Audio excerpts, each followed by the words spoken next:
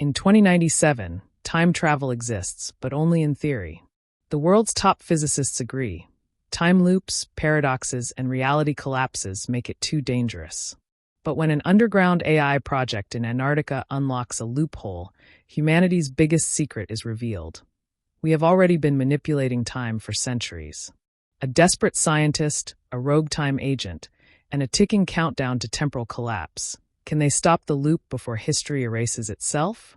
Dr. Elias Voss, a quantum physicist stationed in Antarctica, intercepts a signal from the year 1476. It's encoded in quantum fluctuations of reality itself, a distress call from the past. It carries a single phrase: "They're watching. The protocol must end." Elias deciphers the signal and finds something chilling: a logbook written by himself in the past. But he's never time-traveled, has he? Before he can act, a covert agency called the Watchers arrives. They claim to be guardians of history, preventing paradoxes and timeline collapses. They tell Elias, time is not a line. It's a loop we are trapped inside. They reveal the truth. Every major civilization collapse, Atlantis, the Mayans, even the fall of Rome, was a result of past versions of humanity trying to escape the time loop. Every time they try to break free, the Watchers erase them. Elias realizes his distress signal was meant for himself. The AI project in Antarctica was designed to predict the next major collapse.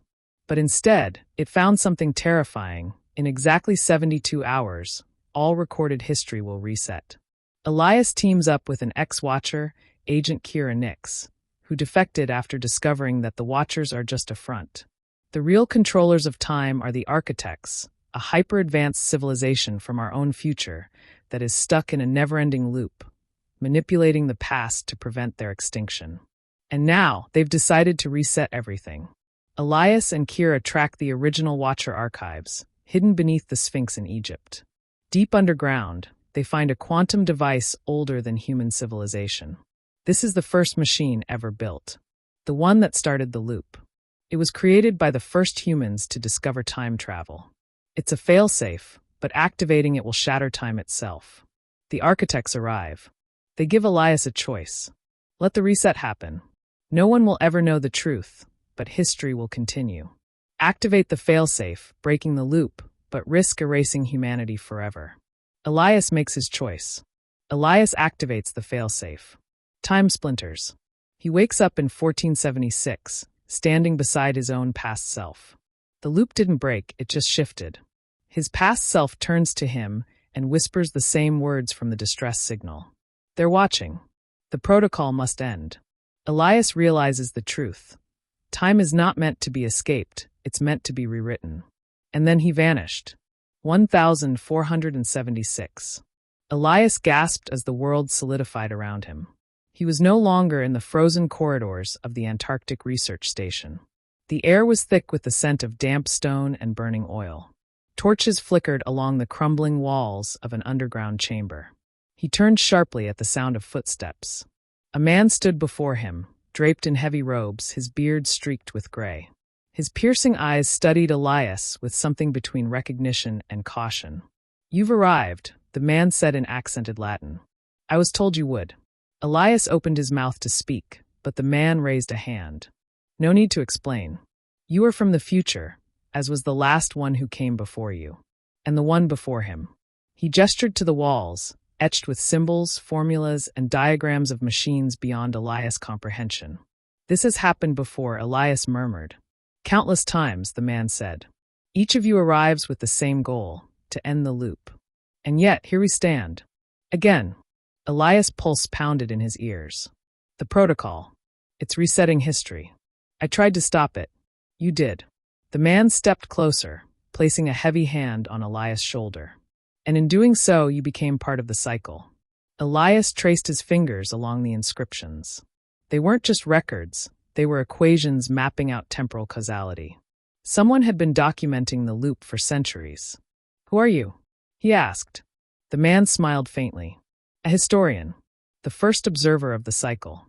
He gestured to the far side of the chamber, where a machine stood, ancient yet impossibly advanced. A massive circular frame of dark metal, adorned with symbols from lost civilizations. At its center, A floating core pulsed with eerie blue energy. Elias felt his breath hitch. A temporal stabilizer. Built by those who came before us, the historian confirmed. A failsafe against the architects. But its true function has never been activated.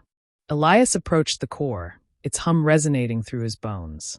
If he could reverse engineer the cycle, find the original anomaly, he could break free. But something felt off. This chamber, why does it exist? Elias turned back to the historian. Why do you remember? The historian sighed. Because I was the first.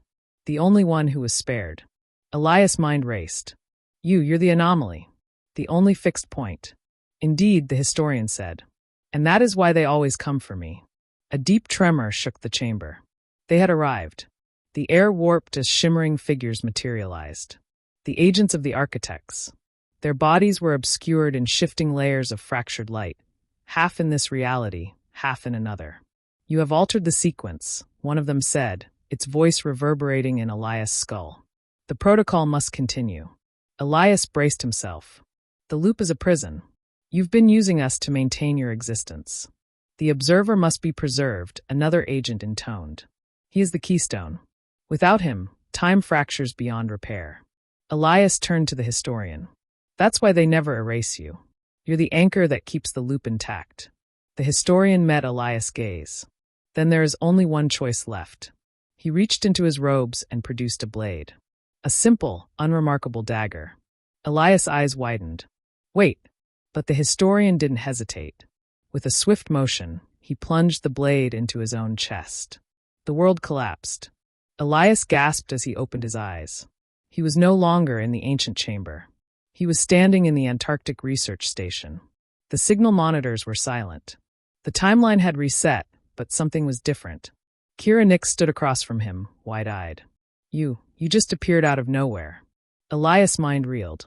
The loop was gone. No cycle, no watchers, no architects.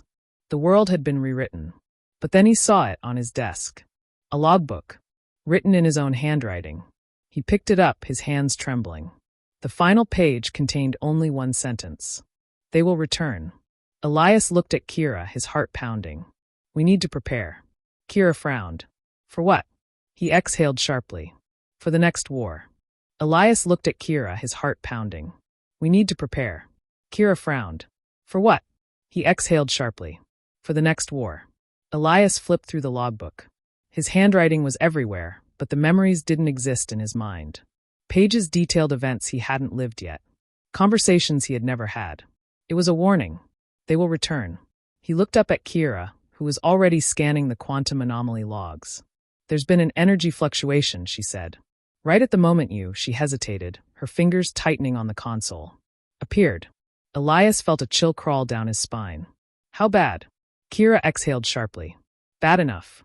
The quantum field isn't stable. The loop may be broken, but something else is forming in its place. A deep, mechanical hum filled the station. The monitors flickered. The walls trembled. Then the lights died. And in the darkness, a voice echoed. Your defiance has consequences. A rip in space tore open in front of them, a shimmering rift in reality. Through it, Elias saw a city. It wasn't human. Towering spires floated in defiance of gravity, linked by shifting bridges of raw energy. Symbols carved into its structures pulsed with an eerie golden glow. The sky was neither night nor day, but something in between, a frozen moment in time. And at the center of it, a structure Elias recognized. The time stabilizer from 1476. Kira grabbed his arm. Elias, we need to run. But he couldn't move. The rift widened. The hum grew deafening. And then they stepped through. The architects had never left. They had simply been waiting. Their agents, those spectral, fractured beings that had hunted Elias before, were now fully formed. Their bodies were perfect. No longer shimmering distortions, but humanoid figures of impossible symmetry. Their faces were smooth, featureless voids. But their voices were everywhere. You have altered the equation. The protocol was protection, not imprisonment. Now time is breaking apart. Kira aimed her pulse weapon. Elias, we need to go.